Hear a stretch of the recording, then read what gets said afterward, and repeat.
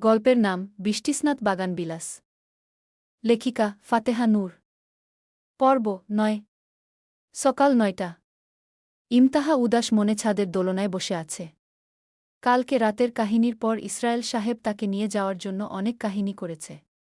কারণ তার মতে মেহরাজদের কোনো শত্রু ইমতাহার উপর আক্রমণ করেছিল। তবে ইমতাহা কোনো মতে তাকে আশ্বাস দিয়ে বাড়ি পাঠিয়েছিল। তবে এই কাহিনীতে সে মেহরাজের উপর সন্দেহ করে। ইমতাহা দোলনায় পা দুলিয়ে আকাশের দিকে তাকিয়ে মনে মনে বলল, সব মেহরাজ জাইনের চাল। নিজের স্বার্থের জন্য ও কাল রাতে ওমন একটা নাটক সাজায়নি তো, যাতে বাবা আমাকে এখান থেকে নিয়ে যেতে না পারে। ভাবি। ঈশার ডাকে ইমতাহার ভাবনার সুতো ছিঁড়ল। ঈশা হাতে একটা নাস্তার ট্রে নিয়ে ছাদে এসেছে। ও ট্রোটা দোলনার পাশের ছোট টেবিলে রেখে ইমতাহার দিকে তাকিয়ে হালকা হাসল। বড় বাবা পাঠালেন। বললেন, আপনি সকাল থেকে কিচ্ছু মুখে দেননি। নিচে মেহমানদের অনেকেই চলে গেছেন, তবে মেহরাজ ভাইয়া এখনও ওনার স্টাডি রুমেই আছেন। কাল রাত থেকে উনি এক মুহূর্তের জন্যও ঘুমাননি। ইমতাহা একটা তাচ্ছিলের হাসি হাসল। সে দোলনা থেকে নেমে দাঁড়িয়ে বলল, ওনার ঘুমানো না ঘুমানোতে আমার কি আসে যায় ঈশা? আপনি বড়ই নিষ্ঠুর ভাবি। ঈশার মুখের এই আচমকা মন্তব্যটা শুনে ইমতাহা ক্ষণিকের জন্য থমকে গেল। চাদরটা গায়ের সাথে আর একটু টেনে নিয়ে সে ভ্রু কুঁচকে তাকাল। ঈশার চোখে মুখে এক ধরনের চাপা আকুলতা আর মেহরাজের প্রতি প্রচ্ছন্ন ভক্তি স্পষ্ট। ইমতাহা নিজেকে সামলে নিয়ে তীব্র শ্লেষের সাথে বলল, নিষ্ঠুর আমি নাকি তোর ওই খুনে ভাইয়া? আমাকে আটকে রাখার জন্য ওটা ওনার কোনো সাজানো নাটক হতে পারে। ঈশা একটা দীর্ঘশ্বাস ফেলে টেবিলের উপর নাস্তার প্লেটগুলো একটু গুছিয়ে রাখল। তারপর চারপাশটা একবার দেখে নিয়ে ইমতাহার খুব কাছে এসে নিচু গলায় বলল, আপনি মেহরাজ ভাইয়াকে ভুল বুঝছেন ভাবি। উনি বাইরে থেকে যতটাই কঠোর, ভেতরটা ঠিক ততটাই আলাদা। কাল রাতের হামলাটা কোনো নাটক ছিল না। আমি ওনাকে ছোটবেলা থেকে চিনি ভাবি। উনি যখন অতিরিক্ত শান্ত থাকেন, তখন ওনার ভেতরের ঝড়টা সবচেয়ে বেশি ভয়ঙ্কর হয়। কাল সারারাত উনি স্টাডি রুমে বসে সিসিটিভি ফুটেজ আর ওনার সিকিউরিটি টিম নিয়ে ইনভেস্টিগেশন করেছেন। শুধু একটাই নির্দেশ দিয়েছেন, মেহরাজ জাইনের বউয়ের যেন এক চুল ক্ষতি না হয়। ইমতাহা ঈশার কথা শুনে আরও বেশি বিরক্ত হল। মেহরাজ জাইন যে এই বাড়ির সবার মগজ ধোলাই করে রেখেছে তাতে কোনো সন্দেহ নেই। সে একটা তাচ্ছিলের ফুঙ্কার দিয়ে বলল, রাখ তোমার ভাইয়ার গুণগান। ও নিজের চামড়া আর জাইন ভিলার অহংকার বাঁচাতে এসব করছে, আমার জন্য নয়। ও যদি এতই ভালো মানুষ হতো, তবে ৩ বছর আগে ওই কাপুরুষের মতো কাজটা করত না। ৩ বছর আগের সবটা কি আসলেই মেহরাজ ভাইয়ার দোষ ছিল ভাবি? জিবি না। সব দোষ আমার। ইমতাহার এমন খেকিয়ে ওঠা কণ্ঠস্বর শুনে ঈশা সেখানে না দাঁড়িয়ে নিচের দিকে পা বাড়াল। ঈশা চলে যাওয়ার পর ছাদটা আবার একদম নিঝুম হয়ে গেল। সকালের চনমনে রোদটা এখন ইমতাহার চোখে যেন সূচের মতো বিঁধছে। ঈশার এই শেষ প্রশ্নটা ইমতাহার মাথার ভেতর অনবরত হাতুড়ি পেটার মতো বাজতে লাগল। সে রাগে ক্ষোভে অস্থির হয়ে আবার দোলনাটায় গিয়ে বসল। জোরে একটা ধাক্কা দিয়ে দোলনাটা দুলিয়ে দিতেই চেইন দুটো কোকিয়ে উঠল। ইমতাহা দাঁতে দাঁত চেপে বিড়বিড় করল, দোষ ওনার না তো কার? আমার? নাকি আমার বাবার? যে লোকটার জন্য আমার বাবা সমাজের সামনে মুখ তুলে তাকাতে পারতেন না, আজ তার গুণগানে পুরো বাড়ি পঞ্চমুখ। থং। আমি ওটাকে ডিভোর্স দিয়েই ছাড়ব। দোলনাটার চেইন যেন ইমতাহার ভেতরের চাপা রাগটার সাথেই তাল মিলিয়ে তীব্র এক কর্কশ আওয়াজ করে উঠল। রাগ আর জেদে ওর ফর্সা মুখটা তখন একদম থমথম করছে। নিজের হাতের সোনার বালা দুটোর দিকে তাকিয়ে ও সিদ্ধান্ত নিয়ে নিল, এই জাইন ভিলার কোনো মায়া, কোনো আভিজাত্যই ও নিজের উপর ভর করতে দেবে না। মেহরাজ জাইনকে ও ডিভোর্স দিয়েই এই খাঁচা থেকে মুক্ত হবে। ঠিক তখনই ইমতাহার কোলের উপর রাখা ফোনটা তীব্র শব্দে কেঁপে উঠল। স্ক্রিনের দিকে তাকিয়ে দেখল, ঈশান। সেই দিনের কাহিনীর পর ১ সপ্তাহ হয়ে গেছে প্রায়, তবুও ঈশানের সাথে ইমতাহার কথা হয়নি। ঈশান কয়েকবার ফোন দিলেই ইমতাহার রিসিভ করেনি। এক বুক নিঃসঙ্গতা নিয়ে স্ক্রিনে আঙুল ছুঁয়ে ভিডিও কলটা রিসিভ করল ও। স্ক্রিনে ঈশানের চনমনে অথচ চরম চিন্তিত মুখটা ভেসে উঠতেই ইমতাহার ঠোঁটের কোণে এক চিলতে ম্লান হাসি ফুটে উঠল। ঈশান ওপাশ থেকে চশমাটা নাকের উপর ঠিক করতে করতে প্রায় চেঁচিয়ে উঠল, ইমু, তুই ঠিক আছিস তো? কতবার ফোন করেছি বলতো? আমি মির্জাফরের বাড়িতে আছি ঈশান। কে বে মির্জাফর? মেহরাইজ্জা কুত্তা। ইমতাহার মুখে এত বড় আর চরম অপমানের একটা বিশেষণ শুনে ওপাশ থেকে ঈশান পুরো থতমত খেয়ে গেল। ওর চোখের চশমাটা নাক থেকে যেন 1 ইঞ্চি নিচে নেমে এল। সে চোখ বড় বড় করে স্ক্রিনের দিকে তাকিয়ে বিষম খাওয়ার মতো অবস্থা নিয়ে বলল, ইমু, তুই কার কথা বলছিস? মেহরাজ মানে তোর পিচ্চি বর? বর না ছাই। এই 1 সপ্তাহ ধরে আমাকে এই বাড়িতে এক প্রকার বন্দি করে রেখেছে ওই মীর জাফর। বাবা আমাকে এখান থেকে নিয়ে যেতে পারলে আমি আর একটা দিনও এই নরকে থাকব না, ঈশান।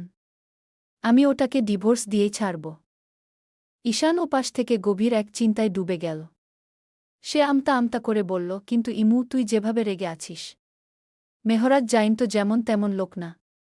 তুই এভাবে হুট করে ডিভোর্সের কথা বললে ও তোকে এত সহজে ছাড়বে বলে মনে হয় না। তাছাড়া আঙ্কেলের শরীরটাও তো। বাবাই ডিভোর্সের কথা তুলেছিল। ইমতাহা বেশ জোর দিয়েই কথাটা বলল। ওপাশ থেকে ঈশান কিছু একটা বলতে যাচ্ছিল, কিন্তু তার আগেই ইমতাহার কানের কাছে হুট করে একটা ভারী, তপ্ত নিঃশ্বাসের স্পর্শ লাগল। সেই সাথে ভেসে এলো এক পরিচিত করা পারফিউমের গন্ধ। কারও বাপের সাধ্য নেই মেহরাজ জাইনের বুকে তার কাছ থেকে আলাদা করার। পেছন থেকে হঠাৎ এই বরফশীতল আর গম্ভীর কণ্ঠস্বরটা আসতেই ইমতাহার পুরো শরীর এক লহমায় পাথর হয়ে গেল। ফোনের ওপাশ থেকে ঈশান ও মেহরাজের গলার আওয়াজ স্পষ্ট শুনতে পেল। তার চোখ দুটো বড় বড় হয়ে উঠল। ইমু, কে রে তোর পেছনে? মেহরাজ জাইন। মেহরাজের নামটা ঈশানের মুখে আসতেই ইমতাহা চরম অস্বস্তি আর রাগে ঝট করে কলটা কেটে দিল। ও ওপাশ থেকে ঈশানকে আর কোনো কথা বলার সুযোগ দিল না। বুকের ভেতর এক রাশ ক্ষোভ নিয়ে দোলনা থেকে উঠে দাঁড়াল। মেহরাজ ইমতাহার পেছনে দাঁড়িয়ে। আজ শুক্রবার, তাই অফিস বন্ধ। মেহরাজের শুকনো মুখ, রক্ত লাল চোখ আর কুচকানো শার্ট দেখে ইমতাহার বুক কেঁপে উঠল। মেহরাজ ভারী আর গমগমে গলায় বলল, খুব তো বীরত্ব দেখানো হচ্ছিল ফোনে। মেহরাজ জাইনকে মীর জাফর আর কুত্তা বলে গালি দেওয়ার সাহস এই শহরের কোনো মানুষেরও হয়নি। ইমতাহা ইসলাম। ইমতাহা মেহরাজের এত কাছের হিংস্র উপস্থিতি চাউনিতে ভেতরে ভেতরে কেঁপে উঠলেও মুখে নিজের জেদটা এক চুলো কমতে দিল না। সে নিজের চাদরটা গায়ের সাথে শক্ত করে জড়িয়ে থুতনি উঁচিয়ে বলল, ভয় দেখাচ্ছেন মেহরাজ জাইন? আমি ডরাই না আপনাকে। এই ইমতাহা ইসলাম কারোর বাপকে ভয় পায় না। কাকে ভয় পান আপনি?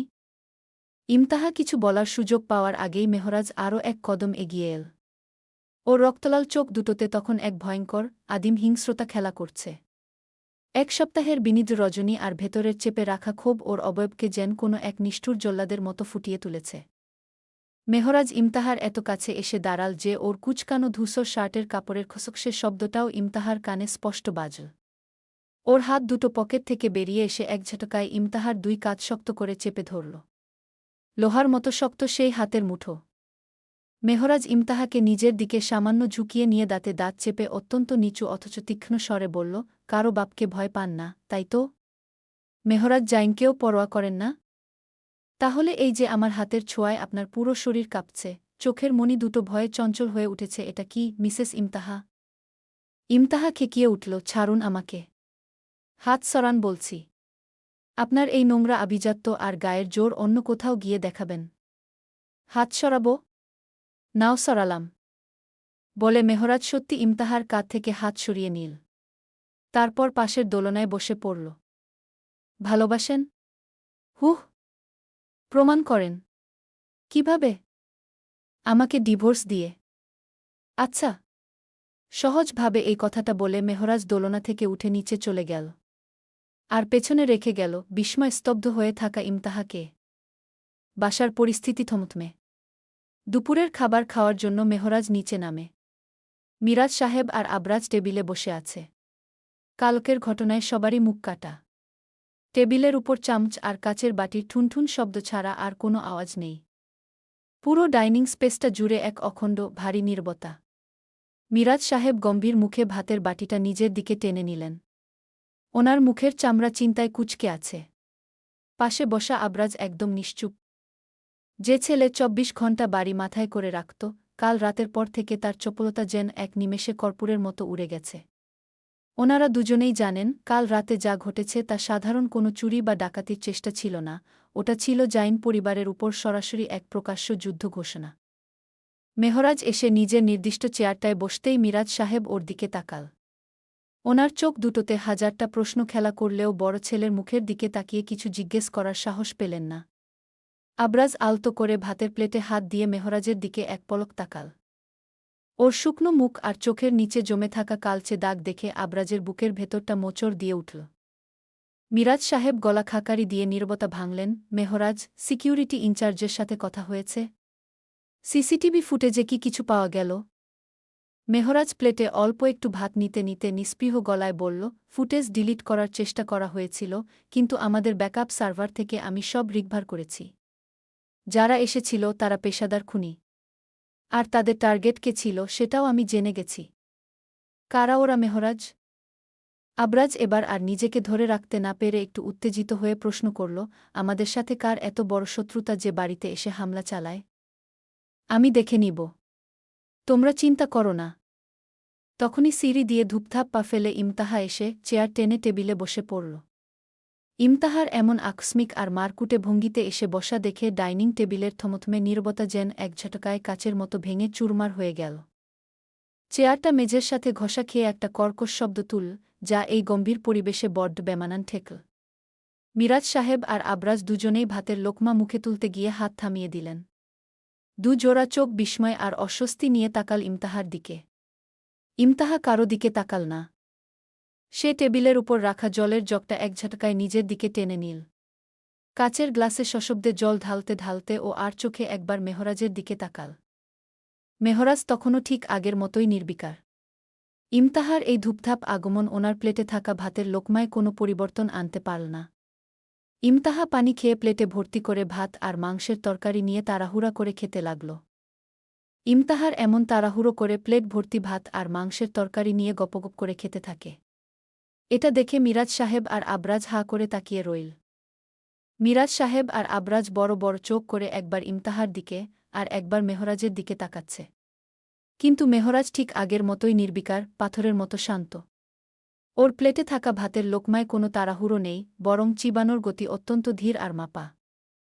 মিরাজ সাহেব এবার নরম কণ্ঠে বলল, মা, ইমতাহা, ধীরে খাও। খাবার তো কোথাও চলে যাবে না।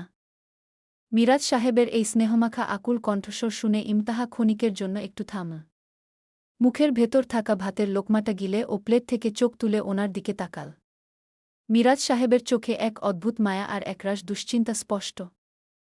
জাইন ভিলার বাকি সবার আচরণ যেমনই হোক না কেন, এই লোকটা সবসময় ওনার সাথে বড্ড নরম ব্যবহার করে। ইমতাহা নিজেকে কিছুটা সামলে নিয়ে গ্লাসের বাকি পানিটুকু এক ঢোকে খেয়ে নিল। তারপর মিরাজ সাহেবের দিকে তাকিয়ে ভাঙা অথচ জেদি গলায় বলল, খাবার কোথাও যাবে না আঙ্কেল, কিন্তু এই বাড়ি থেকে আমার চলে যাওয়ার সময়টা হয়ে এসেছে। তারপর মেহরাজের দিকে তাকিয়ে বলল, লয়ারের সাথে আপনি কথা বলেছেন? নাকি আমি বলবো? মিরাজ সাহেব আঙ্কেল শব্দটা শুনে বুক চিরে একটা দীর্ঘশ্বাস ফেললেন। ওনার মুখের দুশ্চিন্তার রেখাগুলো আরও গভীর হয়ে উঠল।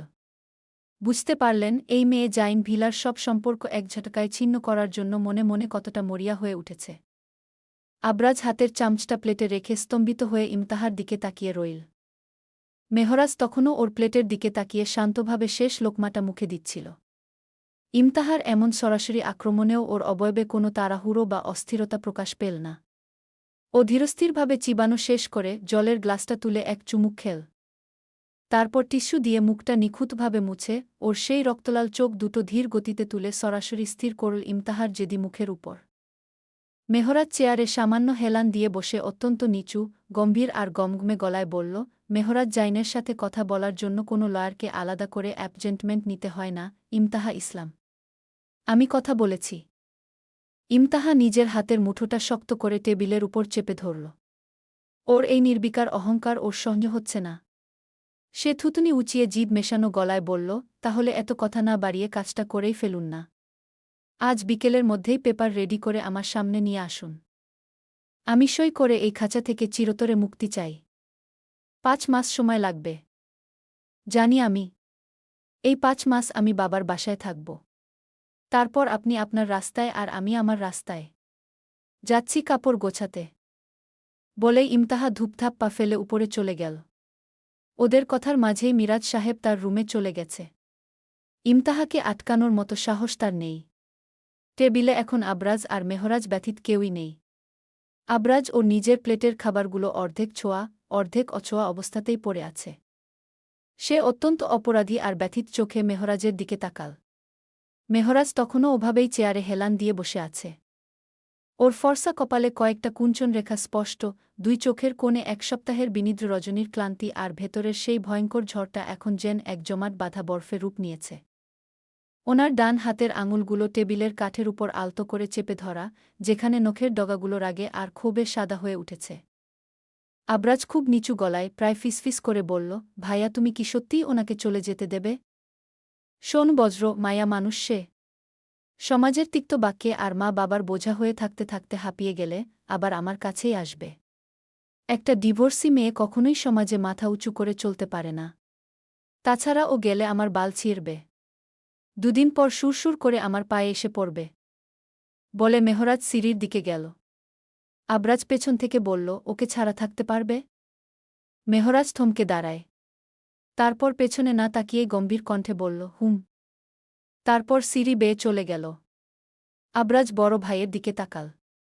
মেহরাজের গলার ওই অতিরিক্ত শান্ত আর তাচ্ছিল্যভরা সুরটার ভেতরে যে কতটা জেদ আর পুরুষতান্ত্রিক অহংকার লুকিয়ে আছে তা ও খুব ভালো করেই জানে। জাইন ভিলার আভিজাত্য আর মেহরাজ জাইনের নিজস্ব ক্ষমতার দম্ভ ওকে এতটাই অন্ধ করে রেখেছে যে ইমতাহার ভেতরের আত্মসম্মানের আগুনটা ওর চোখে স্রেফ একটা সাময়িক জেদ বলে মনে হচ্ছে। তার আফসোস হয় এই মেহরাজ তার বড় ভাই বলে। আবরাজ জানে মেহরাজ ইমতাহাকে ভালোবাসে, তবে মানতে চায় না। আবরাজ বিড়বিড় করে, ইমতাহাকে হারিয়ে তুমি খুব পস্তাবে ভাইয়া। এই সময় থাকতেও যদি তুমি ওকে বোঝাতে তাহলে হয়তো ও তোমাকে মেনে নিত। ওইয়ে বলে না, দাঁত থাকতে দাঁতের মর্ম বোঝে না। আমি খুব করে চাই তুমি ওকে হারিয়ে যন্ত্রণায় মরো। চিনিমিনি ভাবি, প্লিজ আমাদের ছেড়ে যেও না। আমি ক্ষমা চাচ্ছি ওই হিটলারের থেকে, প্লিজ তুমি যেও না। সকাল সকাল ইমতাহা লাগেজ গোছাচ্ছে। সে কালকে বিকালে খাবার খেয়ে উপরে উঠার সময় বারান্দায় দাঁড়িয়ে মেহরাজের প্রত্যেকটা কথা শুনেছে। এই লোক তাকে দুর্বল ভাবে। মেহরাজের ওই বিষাক্ত পুরুষতান্ত্রিক অহংকার ওর আত্মসম্মানে এমনভাবে আঘাত করেছে যে ও এখন এই জাইন ভিলার মাটিতে নিজের একটা চুরির জুতোর দাগও ফেলে যেতে চায় না। দরজার চৌকাঠে দাঁড়িয়ে আছে আবরাজ। ২৪ ঘণ্টা যে ছেলেটা বাড়ি মাথায় করে রাখত, ওনার মুখে আজ কোনো চপলতা নেই। চোখ দুটো টলটল করছে পানিতে। ও ইমতাহার দিকে তাকিয়ে প্রায় কাঁদো কাঁদো গলায় আবার বলল, ভাবি, তুমি ভাইয়ার উপর রাগ করে চলে যাচ্ছ? ইমতাহা হাতের কাজ বাদ দিয়ে সোজা হয়ে দাঁড়াল। আবরাজ ইমতাহার কাছে এসে দাঁড়াল। আবরাজ কিছু বলতে নিলেই ইমতাহা আবরাজের হাত ধরে নরম কণ্ঠে বলল, দেখ আবরাজ, আমি যখন ছাদে দাঁড়িয়ে মেহরাজকে বলেছিলাম ডিভোর্সের কথা, আমি একবারের জন্য হলেও ভেবেছিলাম যে সে বলবে, আমি আপনাকে ডিভোর্স দিতে পারব না, আমি আপনাকে ভালোবাসি। অথচ উনি খুব নির্বিকারভাবে বলেছিল, আচ্ছা, কি তার মানে উনার মনে আমার জন্য এক ফোঁটাও অনুভূতি নেই? আমি একাই চেষ্টা করে যাব সংসার বাঁচানোর জন্য? এই ৩ বছর তো আমি ভেবেছিলাম উনি ফিরে আসলে আমার কাছে ক্ষমা চাইবে, আমি অনেক মান অভিমান করব। তারপরে তাকে ক্ষমা করে দিব, তার সাথে মানিয়ে নেওয়ার চেষ্টা করব, অথচ উনি নির্বিকার। আমি কোনো অধিকার এই বাড়িতে পড়ে থাক বল? যাই হোক, শুরু থেকেই আমি তোর সাথে অনেক বাজে ব্যবহার করেছি। অনেক গালাগাল দিয়েছি। আমাকে ক্ষমা করে দিস ভাই।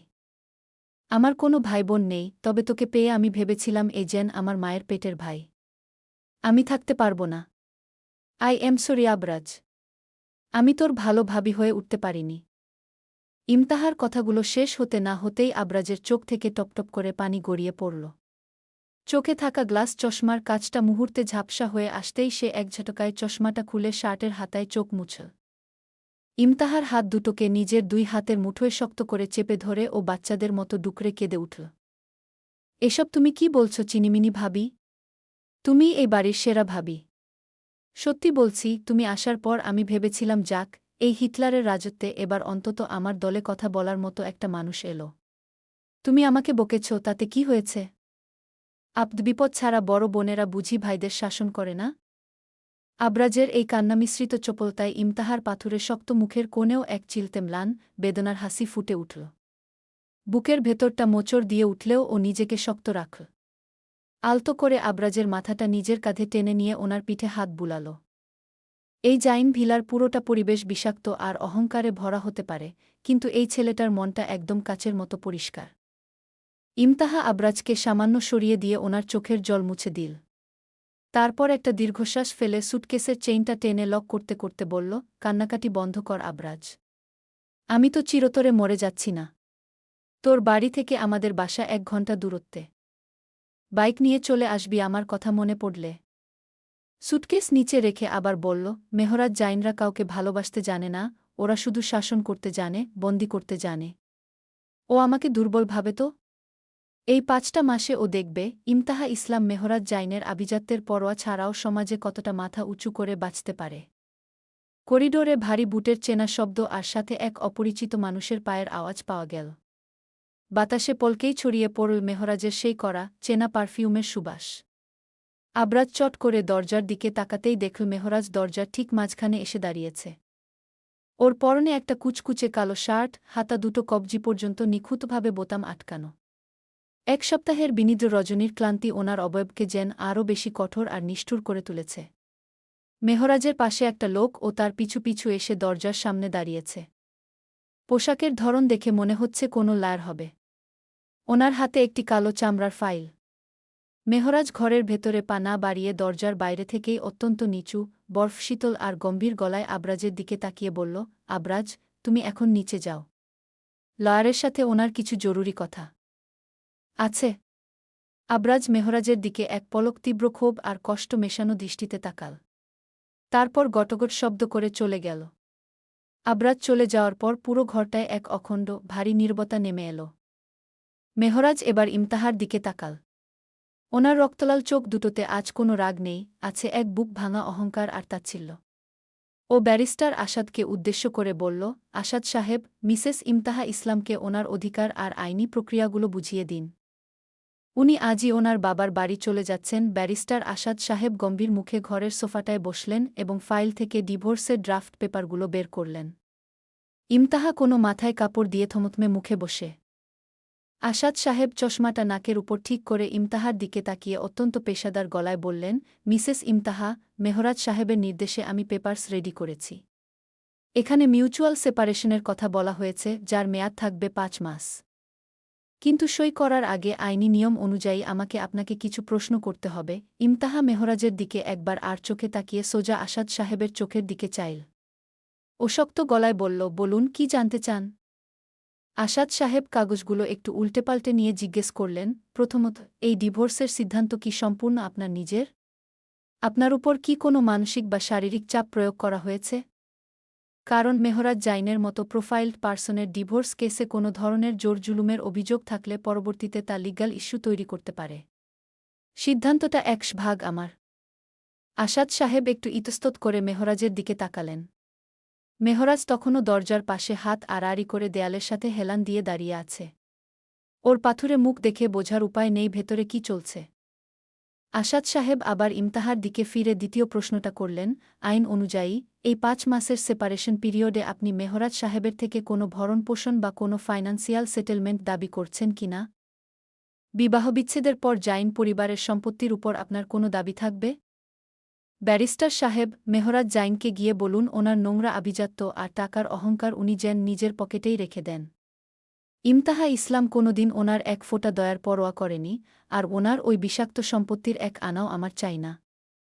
আমি শুধু এই নামটা আর এই বাড়িটা থেকে চিরতরে মুক্তি চাই। ইমতাহার এই সরাসরি আর তীব্র জবাবে আসাদ সাহেব বেশ থতমত খেয়ে গেলেন। উনি আর কথা না বাড়িয়ে কলমটা এগিয়ে দিয়ে বললেন, ঠিক আছে মা। তাহলে এখানে আপনার সিটা দিন। 5 মাসের কাউন্টডাউন আজ থেকেই কার্যকর হচ্ছে। ইমতাহা এক মুহূর্ত দেরি না করে খসখস করে কাগজে নিজের সিটা বসিয়ে দিল। সই করা শেষ হতেই ও সুটকেসের হাতলটা শক্ত করে ধরে মেহরাজের ঠিক মুখোমুখি এসে দাঁড়াল। ওনার কুচকানো কালো শার্টের খসখসের শব্দটাও ইমতাহার কানে স্পষ্ট বাজল। সে মেহরাজের ওই নিষ্ঠুর, পাথুরে চাউনির দিকে সরাসরি চোখ রেখে বলল, সই আমি করে দিয়েছি মেহরাজ জাইন। 5 মাস পর আপনার লয়ারকে দিয়ে ফাইনাল পেপারটা আমার বাসায় পাঠিয়ে দেবেন। এই 5টা মাসে আমি আপনাকে দেখিয়ে দেব, একটা মেয়ে আপনার ওই পুরুষতান্ত্রিক দম্ভ ছাড়াও সমাজে কতটা মাথা উঁচু করে বাঁচতে পারে, বলে ইমতাহা নিচে চলে গেল। ইমতাহা চলে যেতেই আসাদ সাহেব উঠে কাগজটা রাজের দিকে এগিয়ে দিল। মেহরাজ কাগজটার দিকে তাকিয়ে বিটবিট করল, আমার বোকা বাগান বিলাস। জামিলা খালা আর ঈশা আমাকে ক্ষমা করে দিও আমার খারাপ ব্যবহারের জন্য। এই কদিনে রাগের মাথায় তোমাদের কত কি না বলেছি। কিন্তু বিশ্বাস করো, তোমাদের প্রতি আমার কোনো ক্ষোভ নেই। তবুও অন্যদের রাগ আপনাদের উপর ফলিয়েছি। আমি ভীষণ লজ্জিত। জামিলা বেগম ফুপিয়ে উঠে বললেন, এমন কথা কইবেন না ছোটাম্মা। এই বাড়ির অশান্তি আমাগো চোহে দেখা লাগে, এইডাই কপাল। ঈশা শুধু ইমতাহার দিকে তাকিয়ে রইল, ওনার চোখে জল থাকলেও মুখে কোনো কথা ফুটল না। ইমতাহা আর এক মুহূর্ত দাঁড়াল না। আবরাজ আগেই বাইরে গিয়ে গাড়ির দরজা খুলে দাঁড়িয়েছিল। ইমতাহা গাড়ির পেছনের সিটে গিয়ে বসতেই ড্রাইভার গাড়ি স্টার্ট দিল। জাইন ভিলার বিশাল লোহার গেটটা পেরিয়ে গাড়ি যখন পিচঢালা রাস্তায় নামল, ইমতাহা তখন জানালার কাছ দিয়ে পেছনে তাকাল। দোতলার স্টাডি রুমের জানালার ভারী পর্দাটা সামান্য সরানো। সেখানে দাঁড়িয়ে আছে এক কুচকুচে কালো শার্ট পরা অবয়ব। মেহরাজ জাইন ওখান থেকেই দেখছেন ওর বুয়ের বিদায়। ইমতাহা এক ঝটকায় চোখ ফিরিয়ে নিল। ও মনে মনে নিজেকে বলল, এই শেষ। আর কোনোদিন এই নরকে ফিরব না। মেহরাজ আসাদ সাহেবের দিকে না তাকিয়ে ফাইলটা বন্ধ করল। ওনার গম্ভীর কণ্ঠস্বর আবার ফিরে এলো, আসাদ সাহেব, পেপারস প্রসেস করুন। তবে মনে রাখবেন 5 মাস পর যেন এই ফাইলের কোনো অস্তিত্ব না থাকে। ও জাইন ভিলার বুঝিল, আর জাইন ভিলার বউ হয়েই থাকবে। আসাদ সাহেব মাথা নেড়ে বিদায় নিলেন। মেহরাজ আবার জানালার পাশে গিয়ে দাঁড়াল। গাড়িটা ততক্ষণে ওনার দৃষ্টিসীমানার বাইরে চলে গেছে। মেহরাজ একটা গভীর শ্বাস ফেলে নিচে নেমে এল। আজকে মিরাজ সাহেব নেই, সকাল থেকে কিছু না খেয়ে রুমে বসে আছেন। মেহরাজের উপর প্রচুর ক্ষিপ্ত সে। মেহরাজ টেবিলে বসে খাবার দেওয়ার জন্য বলল। ঈশা খাবারের প্লেট নিয়ে মেহরাজের দিকে এগিয়ে দিল। মেহরাজ চুপচাপ খেতে লাগল। ঈশা তখনও টেবিলের কাছে দাঁড়িয়েছিল। মেহরাজ খেতে খেতে বলল, কিছু বলবি ঈশা? মেহরাজ প্লেটের দিকে তাকিয়ে অত্যন্ত নিস্পৃহ গলায় জিজ্ঞেস করল। ওর চিবানোর গতিতে কোনো তাড়াহুড়ো নেই, ঠিক যেন এক পাথুরের রোবট নিজের যান্ত্রিক কাজ শেষ করছে। কিন্তু কুচকুচে কালো শার্টের হাতাটা সামান্য গোটানো হাতটার দিকে তাকালে বোঝা যায়, ভেতরের কোনো এক তীব্র ক্ষোভ উনি চামচটা চেপে ধরে সামাল দিচ্ছেন। ঈশা টেবিলের উপর 2 হাত রেখে প্রচ্ছন্ন ভক্তি আর কিছুটা সাহসের উপর ভর করে কাপা গলায় বলল, দাদভাই, তুমি সত্যিই ভাবিকে এভাবে ছেড়ে দিলে? তুমি তো ওনাকে ভালোবাসো, তাহলে মুখ ফুটে একবার বললে কি হতো? তোমার এই নীরবতা ভাবিকে আরও বেশি দূরে ঠেলে দিচ্ছে।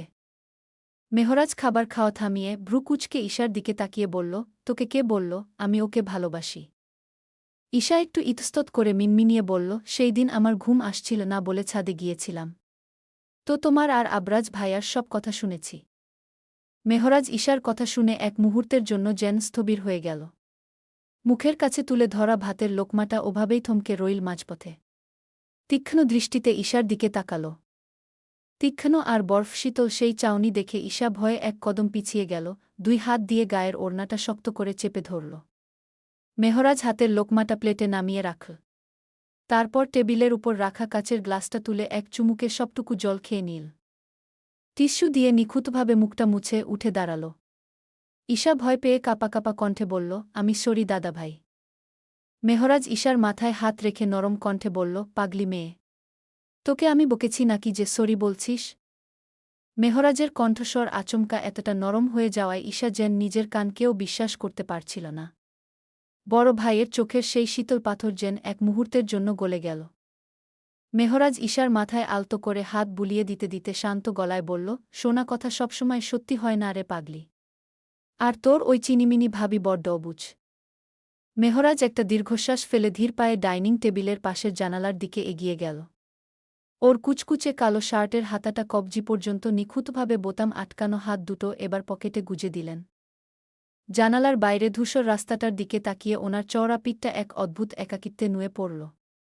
ও মৃদু স্বরে বলতে লাগল, ও বাইরে যাক, ওনার ওই বাপের রাজপ্রাসাদে গিয়ে ও দেখুক বাইরের দুনিয়াটা ওনার জন্য কতটা নিরাপদ। যখন চারপাশ থেকে বিপদ ওকে ঘিরে ধরবে, তখন ও নিজেই বুঝবে এই মেহরাজ জাইনের ছায়াটা ওনার মাথার উপর কতটা জরুরি ছিল। আর তুই যা শুনেছিস? মেহরাজের কথা শেষ হওয়ার আগেই ওর পকেটে থাকা ফোনটা তীব্র শব্দে কেঁপে উঠল। ভাইব্রেশনের একটানা কর্কশ শব্দে ডাইনিং রুমের শান্ত পরিবেশটা এক লহমায় চুরমার হয়ে গেল। মেহরাজ ভ্রু কুঁচকে পকেট থেকে ফোনটা বের করল। স্ক্রিনে বজ্রফ্যাট নামটা জ্বলজ্বল করছে। মেহরাজের মনটা এক অজানা আশঙ্কায় মোচড় দিয়ে উঠল।